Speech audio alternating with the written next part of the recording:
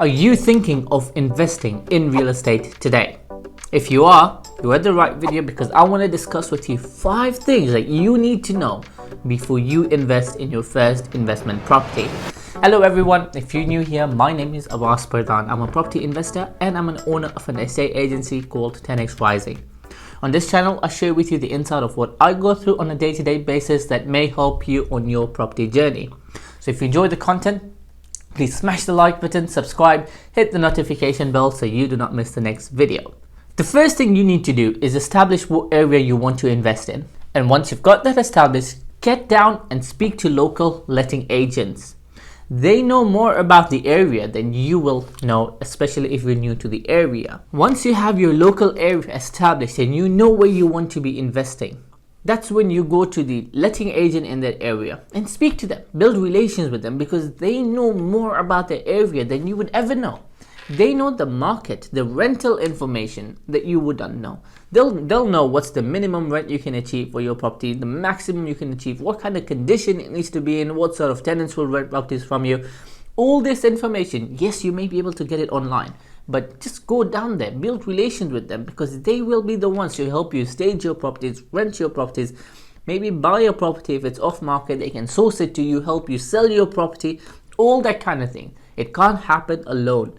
You need to build relationships with people. It's a people's business. So head down there, meet the local letting agents and speak to them, learn more about the area. If it's not a good location, then walk away, find another one. You do not want to be in an area where you're going to have bad tenants who are going to be damaging your property, pulling out the kitchen, damaging the boiler. Why do you want to do that to yourself, right? So invest in a good location where you have good, high-class, professional paying tenants. Once you have spoken to the local letting agent, when you know where you want to be investing in, then think about your approach. Do you have a full-time job and you do not have any spare time to, invest into buy, refurbish, refinancing properties? Do you just want a buy-to-let property because you do not have enough time from your day-to-day job? Or do you have so much time that you could invest in rundown properties to refurbish, refinance, and then rent? Because believe me, that is the best strategy you can do for yourself. You'll only need the deposit once, and then that one property that you do, you'll roll it over and over and over again. Within a year, you could find yourself owning 10 properties where you just put the deposit down for one property, and that same help you roll over. A good example would be we acquired a block of flats, 9 flats. It costed us £475,000, and this was just a couple of weeks ago we acquired. £475,000. To refurbish it, it's fully ripped out. We need to put in 9 new kitchens, 9 new bathrooms, new boilers, decoration, fire doors, skirting, all that kind of stuff. We've allocated a budget of £125,000 it's going to cost us to get it turnkey finish. So that is £600,000 all in. We'll have a turnkey product. Of course, we're using bridging loan. We have used bridging loan, and this was about 65% loan to value to buy the property. Well, refinance on it. So we bought it outright with cash. We've then put it on a bridge loan to recover approximately about £356,000, and we're putting that towards the refurbishment. Now, £600,000 is all in that it will cost us. We expect the end value to be in the region of £875,000. So if I do 875,000 times 0.75, we're going to get back £656,250 back in cash. 650 minus £600,000, that's 56k in pocket. 600k will pay back whatever we had to the bridging lender. That was about 356. The rest is our initial investment, and you've got 56k in your profit. And now you own a building for free, technically, just your hard work that paid off a block of 9 flats. So that's the approach that we have, and we're focusing on a lot more now because we'll have the 56k back, and now that rent that we'll be getting on an annual basis will be paying off the loan and still will have so much profit. Now we're going with interest only mortgages, so it's going to be paying the interest only and the rest of the rent is just cash flow profit. So this is perhaps the best strategy you can do for yourself. But again, if you do not have enough time, your approach could be slightly different. Maybe you're just buying a buy-to-let property, have a family move in, maybe they'll stay there for 10 to 15 years and you're just increasing the rent by maybe 5 to 10% every year. have a letting agent, and it's very hands off and it can be quite relaxing.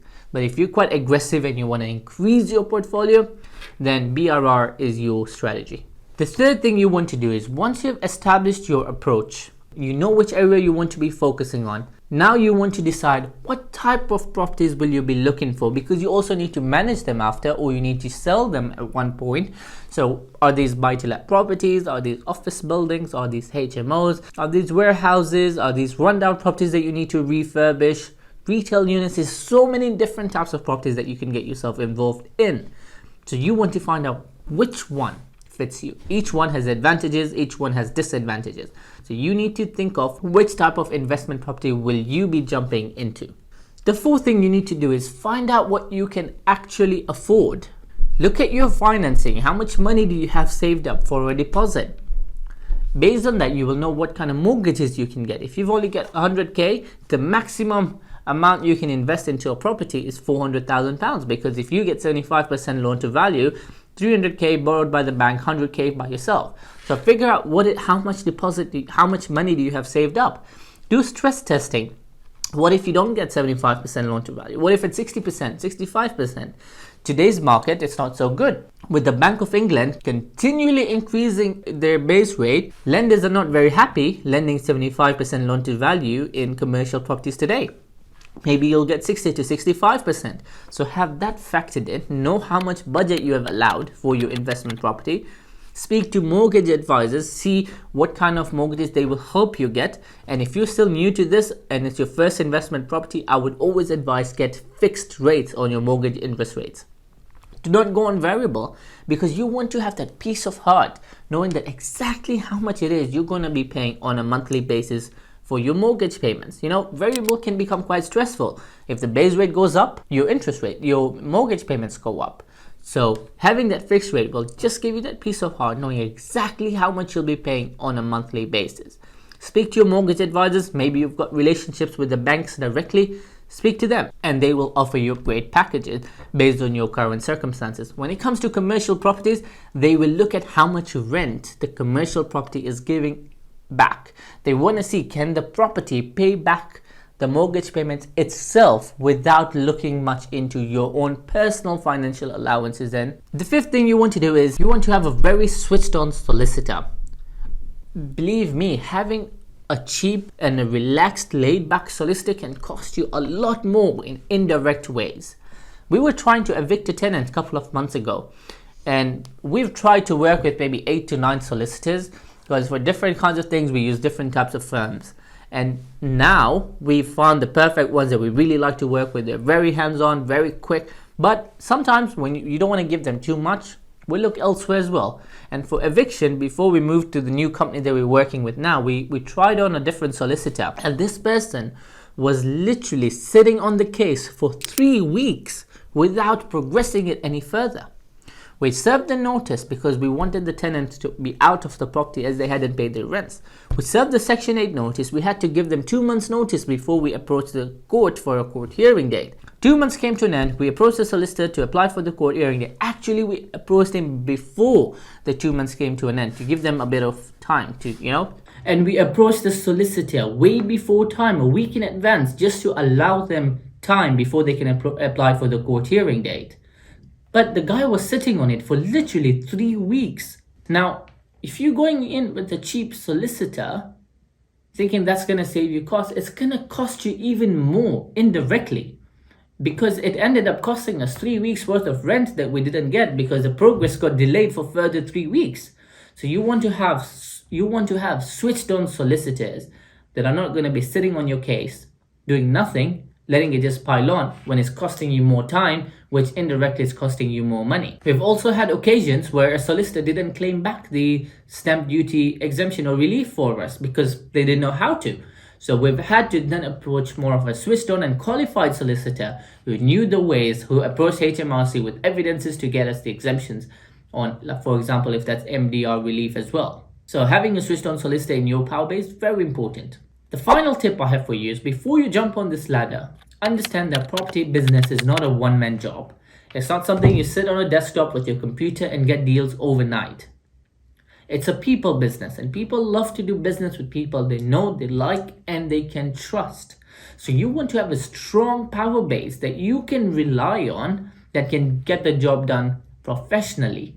You want to have mortgage advisors, you want to have solicitors, accountants, builders, that includes cleaners, carpenters, painters, plumbers, electricians, gas engineers, all these other types of people who can get the job done professionally. So you do not have to feel bad for paying them a premium to get the job done correctly. Yes, you can pay someone cheap to get the job done, but then what happens if it backfires? It just makes things worse. If you paid someone to, for example, fix a fire door or to trim it just so it meets the fire door regulations, but what happens when he cuts it a bit too much and now it just made it worse? You're going to have to pay someone else to do it professionally, which is going to cost you double and it's going to cost you more. So have people that you can rely on and don't feel bad about paying them the premium, because they're saving you that time, the effort of having it done again, and it's making you a reputable person as a professional, that you're getting the job done correctly all the time. Having these kind of people in your team can help you understand or give you that peace of heart that they're doing it correctly, professionally, which is going to help you because they're going to guide you how to get it done. An accountant, for example, they can save you tens of thousands or even hundreds of thousands of pounds in taxes if he's switched on. If the accountant is not switched on, well, they're not going to look for loopholes to save you any money. So have these kind of people in your team before you jump onto this. You can rely on, that you can trust that they will get the job done correctly, so you do not have to micromanage everything it is that they're doing, because you can't be skilled at everything. Just understand one thing, that real estate is a long-term game and you cannot do it alone. You need people that you can work with side by side to progress and be successful in it. So I hope you've enjoyed today's content. If you did, please hit the like button. If you have any questions about this, please put them in the comment section below. Subscribe, hit the notification bell, and I'll see you in the next one.